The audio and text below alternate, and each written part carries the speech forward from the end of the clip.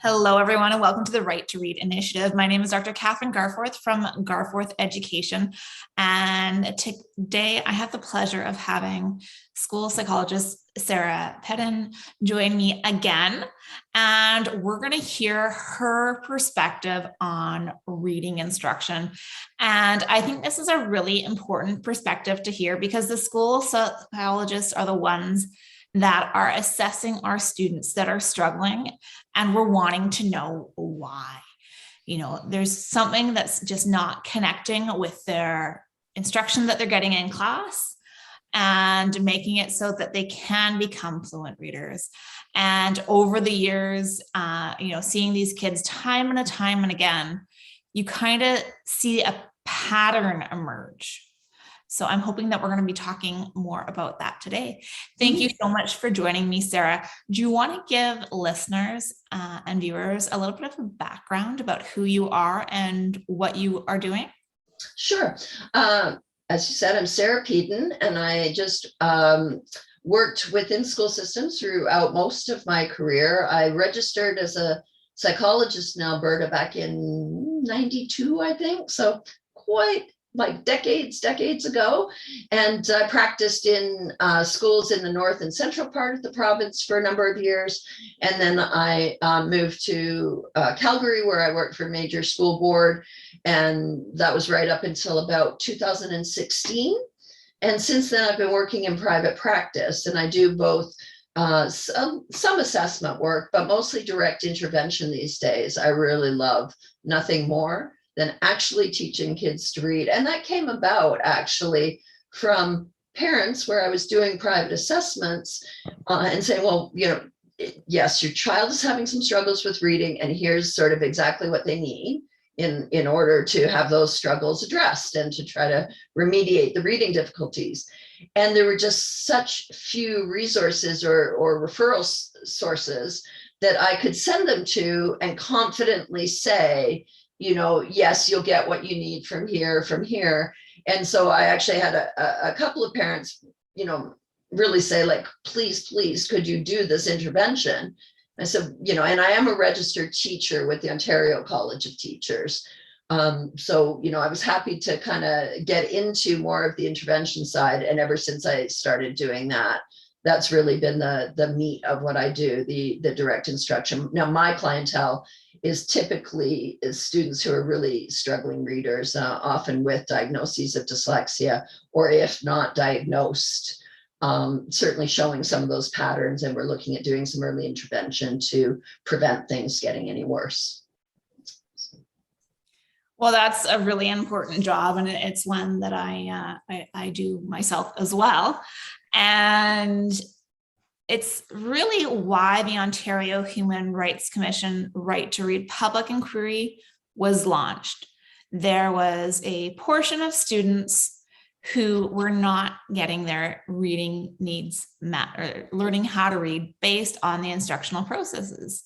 Yep. So today, you and I are going to talk through some of the recommendations from that public inquiry and see your view as to why these are so important, and why we need to make sure that we start moving our practices towards those methods and removing the ones that aren't helping our students learn to read. And actually, some of the strategies that we are suggesting or teaching to our students are counterintuitive because they're the strategies that poor readers use and not skilled readers. So we want to teach all of our readers those strategies that skilled readers use to try and avoid the ones that are compensatory strategies for poor readers. Yeah. And I guess actually you just twigged in my thought process there. The first thing that I'd like to say about that is how much the strategies that good readers use are often and frequently, I guess I'll have to stop and think about whether I would say always, but based on knowledge. So good readers can do things that they do because they know things that they need to know in order to solve reading problems. So if you come across a word that you perhaps haven't seen before, or you at least don't have it yet as a word that you can recognize automatically, good readers have knowledge about what to do. And for example, knowledge about letter and sound patterns and what letters and sounds are mapped together. And when they come out in certain patterns in words, which are more frequent, which are more probable, it's not only strategy, but it's knowledge behind the strategy that I think is really critical to recognize, that we can teach kids not just to have a strategy like a generic problem solving strategy, but rather we can teach them the knowledge that they need. Definitely. Now, I think before we jump into the recommendations themselves, there are two things that are important to highlight. One is the simple view of reading, and that's looking at an equation that Tumner and Guff created in the 1980s for what components are essential for reading comprehension. And they were able to boil down the research to two components: word recognition and language comprehension. Now, these two components are filled with very large aspects that need to be addressed in reading instruction, but it helps us understand that we need to have this two-pronged approach to reading instruction when our end goal is reading comprehension. We need to focus on the word recognition piece and the language comprehension piece. As we build those stronger, our reading comprehension is going to get stronger. And that's whenever I come across a struggling reader, I try and break things down using that framework and looking at the best way to approach helping them with getting to be a strong word recognizer and have the ability to comprehend what they're hearing. The second thing to bring up is there have been several meta-analyses over the years. The one that might be most familiar to listeners is the 2000 National Reading Panels document, where they looked at all sorts of studies trying to figure out what we need in reading instruction so that our students can learn to read. Well, it boils down to 5 main aspects. They are phonological awareness, phonics, vocabulary, fluency, and comprehension. And again, these are big categories that have different elements in them. And one thing that some people feel morphological awareness should be added, but me personally, I feel that's a combination of phonics and vocabulary instruction. And when I teach and give professional development about these things, that's where I fit it in. I don't see it being as its own component personally.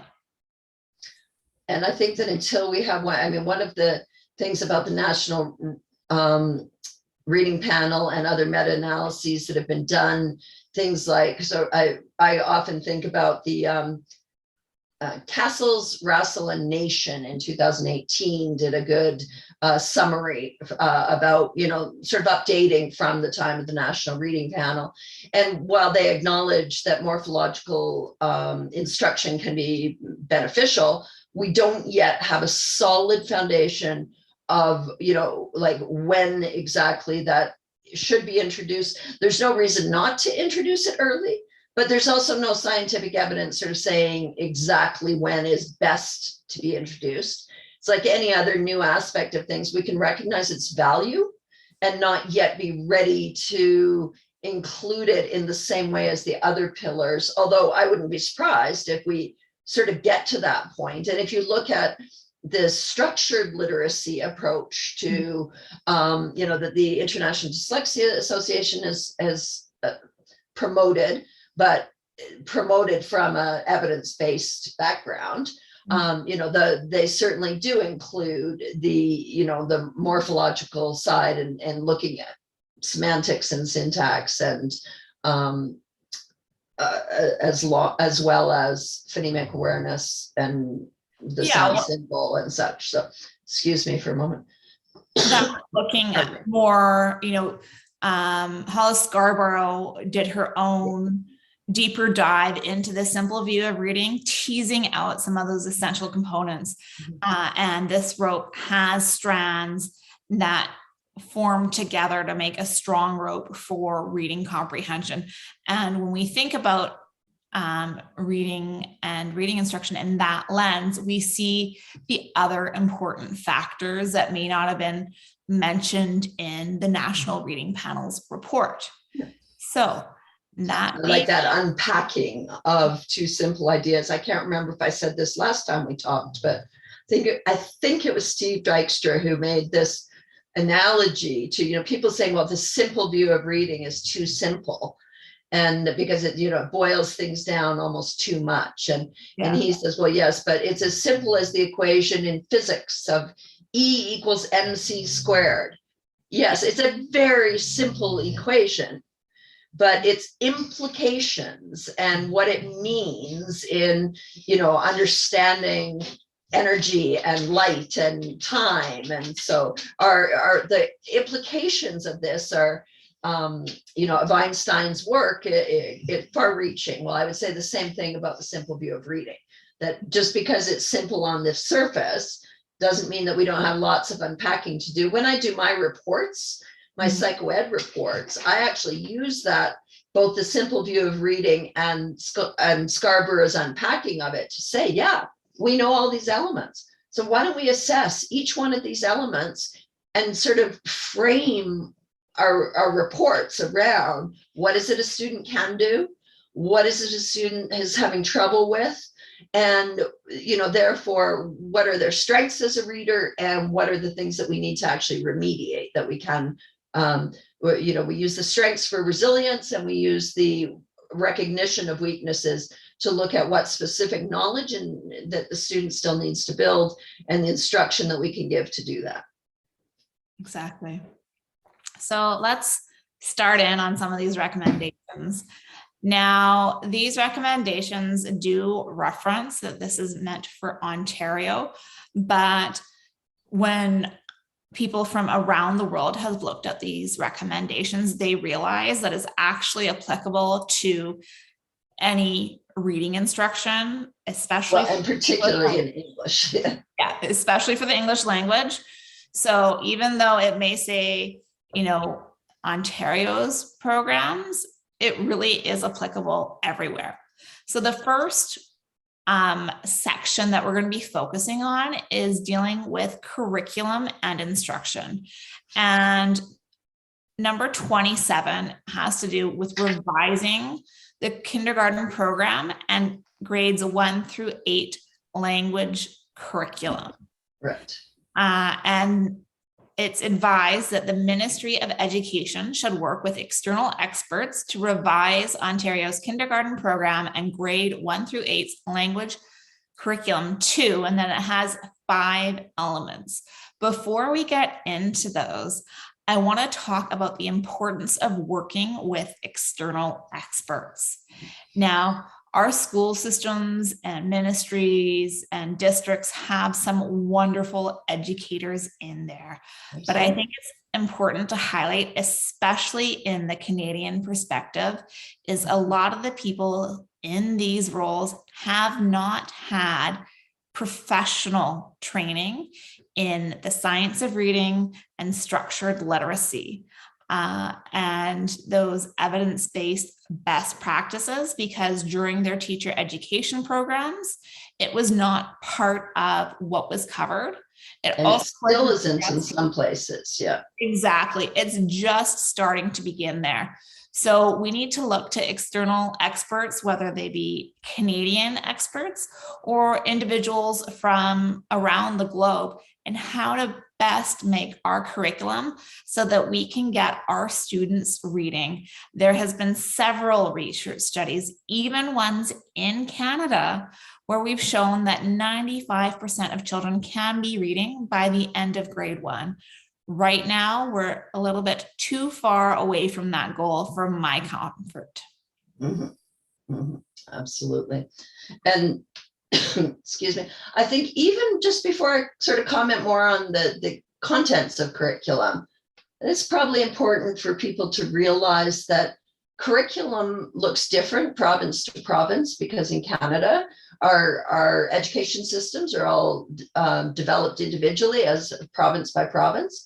And the nature of exactly how specific a curriculum is about what a teacher should teach also varies from province to province. So, and I would just say that even psychologists have a lot to learn here about curriculum, because we're sort of, you know, our background is often in sort of the measurement of learning and the looking at the specifics of what goes into reading acquisition, but not so much about what the documents look like for teachers to tell them how to teach, i.e. curriculum documents. Mm-hmm. So everybody, I think, needs to understand better each other's professional expertise, because I know years back in my career when I got very interested in sort of curriculum and, well, exactly what our teachers told that they should teach about reading. And I mean, I was very dismayed in Alberta to see how misaligned the curriculum at that time was with what we were now understanding scientifically about how reading occurs. And when curriculum is revised, it's recently been done in Alberta, and the new Alberta curriculum is far more aligned with what we know about how children learn to read. Now, it may still not be well understood or well accepted because it's very new. It's just coming in this fall. So, you know, a lot of teachers still aren't fully familiar with that. They've only just started to get exposed to it, let alone the expertise or the professional learning that they'll need to be able to teach that curriculum well. But I think it's important for people to understand that curriculum can sometimes be rather vague, and it can be more specific. So you can't just assume that because, you know, yeah, for sure, we all expect teachers to teach reading in kindergarten and grade 1, but we don't actually know how specific the guidance is that teachers are given unless we look at a particular curriculum. Yeah, and I think it's essential that we add that scope and sequence to our curriculums so that classroom to classroom, school to school, district to district, there's a standard of the expectation of what elements of reading instruction are addressed in each grade level. Mm-hmm. Mm-hmm. Now, it's a massive chore. I mean, in that section 27, they in 28, they talk about specific and scaffolded grade level expectations for each foundational word recognition, word reading skill. So the ministry should provide those. Mm-hmm. That almost makes it sound like that's a pretty straightforward thing, that we have this and we can just provide it.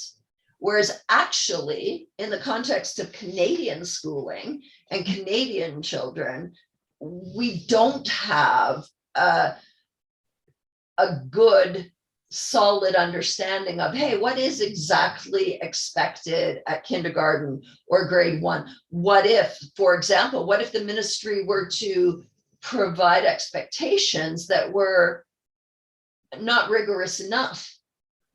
They weren't leading kids to be reading by the end of grade 1 or 2, or reading with comprehension by grade 3, or reading with solid comprehension. On the other hand, what if they set such rigorous standards that developmentally most kids are going to struggle to reach those even with good instruction? Because, yes, reading is not purely a developmental process. It doesn't just unfold. But children do need time, and varying amounts of time as they get older, in order to learn the skills. So creating that scope and sequence and what's expected at each point along the way is actually a very big undertaking. I just don't want us to take that lightly. Of course, that's really important. One of the things that I like about the recommendations is it talks about what needs to be removed from the current program. So I'm going to read 27A and B, and let's dig a little bit deeper into why those are important. So yes. 27A says remove all references to cueing systems, and guessing strategies for word reading. B says, remove all references to any other instructional approaches to teaching foundational reading skills that have not been scientifically validated. And you know what? I think I may just read the next one as well, just because it's saying what you need to do. And it's requiring mandatory, explicit, systematic, and direct instruction in foundational reading skills, including phonemic awareness, phonics and decoding, and word reading proficiency. So these are really important, especially for those first few years in school. We've already spoken about how currently we're teaching students strategies that poor readers use. And this 27A is telling us to take that out. Get rid of it. I think it's actually helpful for people, if I can just do a tiny bird walk into this, to understand how it got there in the first place. Yes. Because basically what we had in the late 70s and early 80s was, a sort of a big shift. There's always been sort of what they refer to as the reading wars, people talking about, should we emphasize phonics more? Should we emphasize the different aspects of reading more? I'll just leave it at that, to be vague. But in the late 70s and early 80s, there was a sort of a philosophical movement and almost into a political movement with a few people coming up with a theory of reading development, known as whole language theory. Okay, whole language theory basically said that reading develops just like other language skills. And so much like, as long as you expose a baby to oral language and you talk and have turn-taking conversation with babies at the babbling stage, at the single word stage, and so on, as long as you provide that environment of oral language, a baby will learn oral language. And reading is just another form of language. So let's do the same thing. Let's make sure that children are exposed to lots of reading, that they're read to, that it's joyful, that they're motivated, that they want to learn to read. And with very minimal direct instruction, reading will unfold for them, much like oral language. Well, actually, that sounds like a reasonable theory, I suppose. But it's a testable theory. It's one that science can determine whether that is actually the case. Does reading develop the same way that oral language does in terms of what's going on in the brain, et cetera? And we're now at a point where unequivocally that theory of reading development has been disproven. But that theory of reading development led to this idea that you don't need to teach children very much about how to decode words, that if they just are exposed to enough reading, they're going to learn to recognize those words. And if they just guess at the words when they haven't yet developed precision around word reading, then the theory was actually that that's what good readers do, is they're figuring it out. They're guessing at what the book says, or what the meaning of whether it's a book or a poem or even just a sentence. So those theories of what they call cueing or cueing strategies were basically that when you come across a word that you don't know, there's different cues that you're given. So for example, there are picture cues in many children's books. You can look at the picture, and even if you don't know what the word says, often the picture will give you a cue about what word that might be. Or your own background knowledge can give you a clue or a cue. And we have these systems of cueing, picture cues, visual cues, meaning cues, and sort of those visual cues often were like the graphophonics, the actual letters on the page, were often the last referred to. And so all these guessing strategies came from a theory of reading. And if anybody is a sort of objecting to, well, why would you just say, get rid of some of the ways of teaching children to read? Different children learn to read different ways. Actually, that's not true. We now know scientifically that guessing does not lead to the most proficient reading. And just as we wouldn't encourage guessing in math facts, we don't guess to know what 4 times 2 is. We find out the answer to 4 times 2. And that's a correct answer. A guess that 4 times 2 is 7 is just not good enough in math. And it's not good enough in reading to guess what the words might be. Of course. So now that we know what we want to take out, it's important to know what to replace it with. And that's where D and E go into a little bit more detail. D says beginning in the kindergarten program and continuing in the grade 1 to 8 language curriculum, explicitly state expectations for teaching phonemic awareness, letter sound associations, word level decoding, including blending sounds to read words, and segmenting words into sounds to write words, word reading proficiency or fluency, number of words read per minute, and the knowledge of simple morphemes. Grades 1 through 8 language curriculum should include more advanced word study, and in beyond grade 2, 3, and outline more advanced expectations with morphology, knowledge, and analysis of words through the middle grades and beyond. Incorporate other aspects of a comprehensive approach to literacy, which are addressed in the research science, such as evidence-based instruction in oral language, reading comprehension, vocabulary knowledge, and spelling and writing. Thing I like about here is it includes all of those important components. And I know, there's a lot of naysayers out there that saying that this report is just about phonics and phonemic awareness, and it's not. There are clear recommendations stating other important aspects that are going to help develop reading comprehension for these students. And I think that, if we look at D and E in that, recommendation 27, they're fairly closely aligned to the simple view of reading. That in section D, they really kind of dig down into what does it mean to develop word reading skills.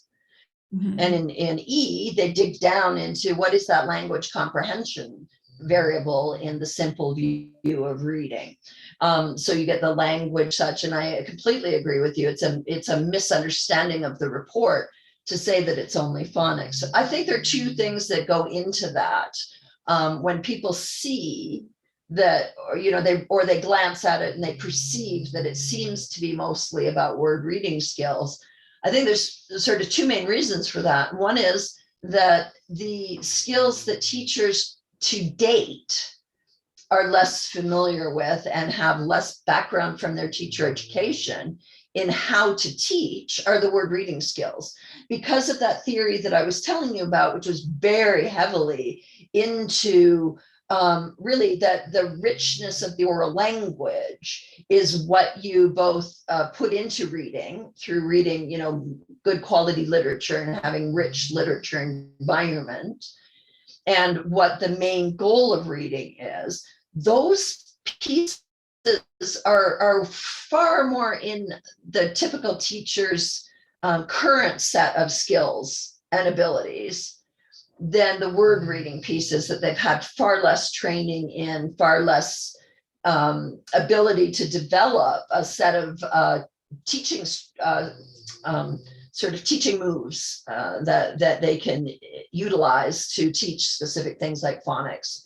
And I really like that in there, they didn't just say phonics. They said, well, what is phonics? Phonics is knowing what the relationship between letters and sounds is, but it's not just that. It's not enough to know what the letter sound relationships are. You need to be able to take sounds and blend them together. And that may seem straightforward for some of us. It's certainly not straightforward for all young children. And there are things that we can do to actively teach them how to do that if they can't do it already. And segmenting, the same thing. In order to spell, one of the things that spelling does is represent the sounds of language. It doesn't just represent the sounds of language. It has other, it represents meaning of words as well, but it must represent the sounds of language. That's the very foundation of what's referred to the alphabetic principle, that an alphabetic language like English connects its symbols to the sounds of the oral language. But it's not enough just to know the sounds, what a word sounds like. You need to be able to break it down, or what they refer to correctly as segmentation or segmenting a word. If you listen to the word, let's say you don't know how to spell the word black, okay, you need to be able to say, what are the sounds in black? B, l, a, k. And how do we represent each one of those sounds? That's phonics in spelling, and knowing that the last sound, the k, can be represented with a CK, and generally speaking is after a single short vowel in a single syllable word. That knowledge of knowing the letter, the CK represents k, isn't just enough all by itself. So I really was glad that they put the blending and the segmenting piece in there, because teachers are going to need to know how to teach children to do those exact things. Yeah, of course. And one thing that I think is important noting is this morphological awareness. Now, I personally love morphological awareness. I'm a word nerd. I love learning about the orthography and the etymology of words, but it's an intensive process. And this is not everyday knowledge. And it's not a thing that teachers have this access to based on their own educational experience. I mean, there may be some that do, especially if they needed something like Orton Gillingham tutoring growing up, they may have that knowledge. But the way that it was done in the 80s and the 90s with, just flashcards and reciting the prefixes and affixes, suffixes, isn't the best way to teach them. And we're still just at that beginning phase of understanding how to do it. Right. So we need to be compassionate and realize the steep learning curve that this is going to take. Yes. And that's where I think recommendation number 28 is really helpful, because it's saying that the ministry should specify all critical elements of a systematic or explicit, systematic, and direct instruction and foundational word reading skills in the revised curriculum program and grades 1 to 8 language curriculum are mandatory and not optional. The minister should provide a specific and scaffolded grade level expectations for each foundational word reading skill. The ministry should clarify that each early literacy skill, such as phonemic awareness, letter or knowledge of letter names and sounds, and how to print letters and decode simple words, are all expected in kindergarten. So when we're seeing this systematic direct instruction, and it's really about developing a scope and sequence, and this scope and sequence isn't just important for those early primary grades when we're looking at the letter sound or the grapheme phoneme correspondences. It also needs to include that morphological awareness so that teachers understand which morphemes they're expected to cover at which grade levels, because that provides them a recipe for going into this morphological awareness rabbit hole, because it really is. I mean, there's some great resources out there. It can be exhausting and overwhelming, but if the ministry says, you know what, we want these 6 covered in this grade, then it gives the teachers the understanding that these are the 6 that they're expected to cover. If they go above and beyond, that's great. That's up to their prerogative. Yeah. I think maybe it just sort of occurred to me that some of our listeners may be less familiar even with this terminology that we're using of morphology and morphemes and such.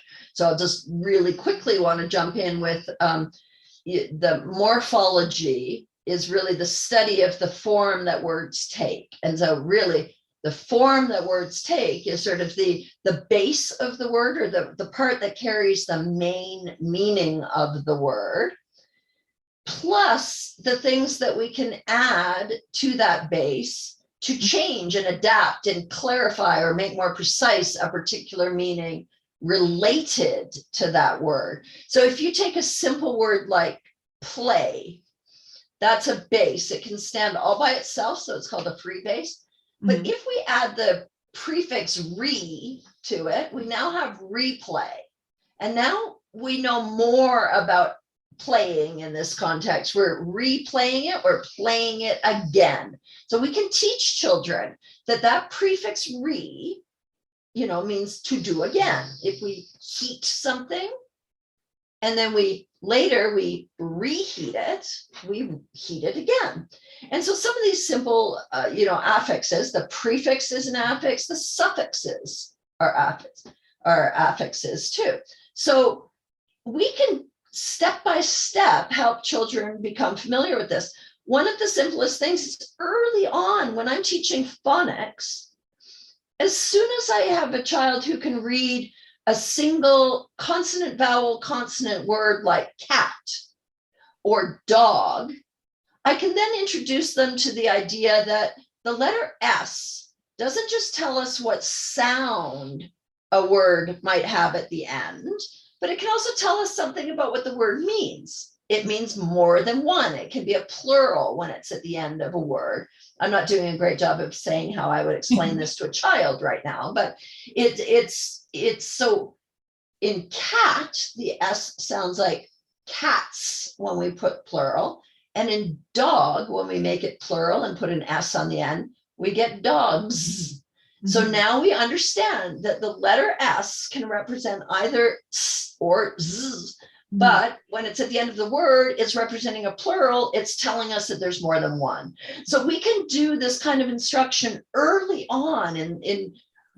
As I said, I didn't do a great job of doing that in a developmentally appropriate way because I feel like I'm talking to an adult audience. But what I'm saying is that those little bits of how words are formed, we start doing that instruction very early on. It doesn't mean we have to do all of the complex information that morphology can provide us when we're talking about words like quadrilaterally, which is made up of, a base quad and then all kinds of suffixes added onto it. So, everything's developmentally appropriate in morphology as well. Definitely. Now, as we go down the recommendations, the next subsection is revising the early literacy resources. And again, it's talking about the ministry working with external experts to revise these resources and the supplementary resources so that teachers have the appropriate tools to use in their classroom and know what to use. So they're not just referring to Teachers Pay Teachers and Pinterest, word of mouth. Again, it's or some of the major publishers that have been promoting what was selling, which was the well-marketed balanced literacy kinds of things like leveled texts. Okay. And that's actually one of my concerns when they talk about external experts, is that I very much hope that they'll be realizing that marketing experts and experts aren't always the same thing. So we don't want to go to what the people at some of the major publishers are telling us is, the next best thing since sliced bread. We really want those experts to be saying, what kind of resources do we want for which part of an instructional process? So if I'm teaching children to decode words using their phonemic awareness, their phonics knowledge, their phonics skills, and to be able to get enough practice to what we call map those words or connect those sounds and symbols consistently so that we can now do it automatically. We need different resources for that than we need if we're trying to develop the language skills that are the other part of the equation. So certain resources are good for certain aspects of our instruction. And the level text that many people are familiar with, they seem to sort of get more difficult, shall we say, as you go up. But if you actually look at them very carefully, they're difficult right from the beginning with respect to decoding. Mm-hmm. And they have language in them that, yeah, maybe good language, but it's not possible for children to learn to decode with those texts, because they're like in the very earliest level of a text, they might see a word like alligator or sandwich or octopus, none, which are longer multi-syllable words, some of which have spellings that wouldn't be expected, and so on. So if we're teaching kids to decode, we need good decodable text. Definitely. And I think the thing about leveled texts is the appearance of text increasing in difficulty when it's the number of words in a sentence and then Yes. the sentences on a page that's giving us that illusion. So Exactly. And that's all it is an illusion. In fact, I'm not sure if all your listeners are aware, but sometimes people think that these assessments that are based on those same kind of resources, there's one, referred to the Fondas and Pinnell benchmark assessment, is one that's fairly common, or the idea of running records, those sorts of things that are based on what kind of miscues a student reads. The leveled assessments are no better than flipping a coin to determine whether a child truly has a reading difficulty or not. There's some scientific evaluation to say, we can figure which kids truly have reading difficulties and which kids don't. And then we can say, okay, let's give those kids that we either know don't have reading problems or we know have reading problems, give them this test and see if it's finding the right ones. And it's like basically like flipping a coin in terms of how good they are. So I don't know why, we need better assessment materials as well as the teaching resources. definitely. And if we've got the curriculum and we've got the materials, now we need to make sure that the teachers know how to use them. Yeah. Because you can buy the most expensive, elaborate, complete program that's in a pretty box with sparkly paper, but it can be stored in the storage room because teachers don't know what to do with it. And because sometimes they don't want to use that particular resource because they believe some things about it that may not be entirely accurate. So I think this is where some of the misunderstandings of the theories of reading and so on, teachers have been taught some things about reading. There's absolutely no blame to be put on teachers here at all. They were taught that this is how kids learn to read and this is what you should do to teach them. Yeah. So if somebody comes along with that sparkly box and it's beautiful and it's really well laid out for them and they could use it quite straightforwardly in their classroom, but they've been taught, then the first step can't just be to put the box in their hand and say, here, you do it because we say so.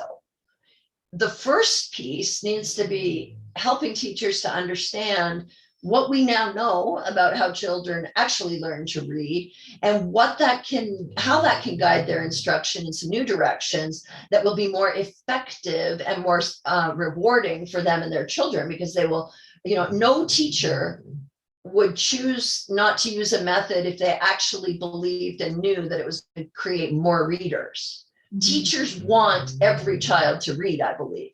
They really do. It's just, we can't just put a product in their hand and tell them this is going to work and ask them to believe that on faith, because it goes against what they've been taught. But when we know better, we do better. And that's a very common mantra now, I think popularized most by the Reading League out of New York originally, but now across the United States. Mm-hmm. And when we know better, we do better. So we don't blame teachers for what they don't know right now. We just try to figure out how to get that knowledge into their hands and then the resources and such.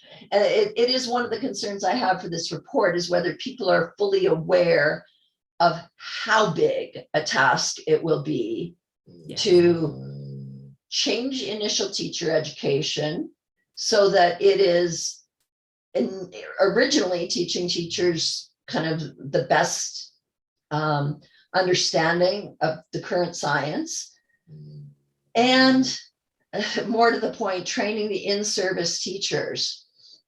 It's a huge job. I've done some of this training already myself with teachers, and it can take, it can take a full day just to give them some foundational understanding of the simple view of reading and Scarborough's reading rope. Just to kind of unpack those. That hasn't really even given teachers a chance to think about how they're going to take that knowledge and apply it in their classrooms. That's just understanding some of the most important concepts that they'll need. And so the training that's going to be required is, multiple days of training over the course of time, not just weeks, not just months, not just years, not just months, but years. So, I don't think we expect teachers to go in 1 year from teaching reading a certain way to teaching reading a very different way and think that they're going to be the experts in the new way by the end of their first year. I wasn't an expert by the end of my first year of doing intervention the way that I am, a number of years later. And I still learn things every single day about reading instruction, not only from the sort of reading that I do and the research I keep up with, but from my students too. Every struggling reader has something to teach you. Exactly. And you have to keep your eyes open for that. Now, it's talked about the in-service and the pre-service training, but we also need to look at the training for the people in the administrative roles and the individuals doing the training of the teachers. Now, we've alluded to this before and said it, but a lot of this training hasn't been available, especially in Canada. We are years behind. Yeah. And it's time we play catch up, because we're doing a disservice to our children, to our future, and to our country. And you make me want to jump in here and just comment on one of the arguments. Sometimes people say, well, Canada doesn't have a reading problem. Look at our international reading test results. And they'll point to something like PISA, which is an international test. Details of that, but it suggests that we do a pretty good job teaching our kids to read. But there's two ways to do well on PISA and have a good you can have every child close to a good, decent average, or you can have quite a lot of children doing really well, but a long tail of what we call, I'm drawing sort of a curve here because that's how we demonstrate how kids do on a test, the distribution of their scores. And so you can have a long tail of underachievement where, although yes, many kids do just fine and they have high scores, but there's lots of kids, too many children, in this tail of poor achievement. Yes, we have lots of kids scoring high and it pulls our average up, but it doesn't mean that all our kids are reading well. And I really want people to understand that you cannot use international scores to suggest we don't have a reading problem. There is also the fact that not all students actually do take the test, and some students are given accommodations to make up for their difficulties during the test. So it's not testing situations where we're trying to find out if children have reading difficulties, but we give them accommodations so that we can't see how significant the reading difficulties are. So it is, it's problematic. Now, the last thing I want to discuss briefly is using our information that we collect on students to inform our instruction. This is both in the early years when we should be doing screening to see where our students are at, and using that information to inform our instruction in tier 1, so whole class, tier 2 in the small groups when you're pulling out students that have difficulties in different areas and focusing on it, and the tier 1, the students that are really struggling and need that one-on-one support. The reason why it's so important to listen to data is because, first of all intervention programs are not created equal, and they don't all address the same concepts. So you could be putting a kid in an intervention program designed to address the skill that they're already strong in, and you're not going to get any results. You're wasting everybody's time and hurting the child because they've been promised that they're going to get better, but they don't. Well, that's a great example of that. Even is, some people say, well, this child has been taught phonics for years, and it's not going to help them. And yet when you dig down, it's actually true that child has quite a lot of phonics knowledge already, because they have been taught the knowledge. They know what sounds and symbols are connected. But in all these years of phonics instruction, they've never had somebody that was teaching them to blend sounds well. And that wasn't a skill that was coming naturally to them. They weren't getting instruction in that. And it didn't matter how many more sounds and symbol correspondences they learned, they still weren't decoding, because they were not getting the right piece of it. They weren't getting their missing piece taught to them. Yeah. Mm-hmm. Exactly. And then once we have those students in the older grades, and they're struggling with things like reading comprehension, it's very easy to just stick them in a reading comprehension intervention, and that's focused on their language comprehension. But if we go back to the simple view of reading, we have to really say, well, do they have that word recognition down? Because if they don't, no matter how much you work on their language comprehension, it's not going to make up for the fact that they can't read the words in the first place.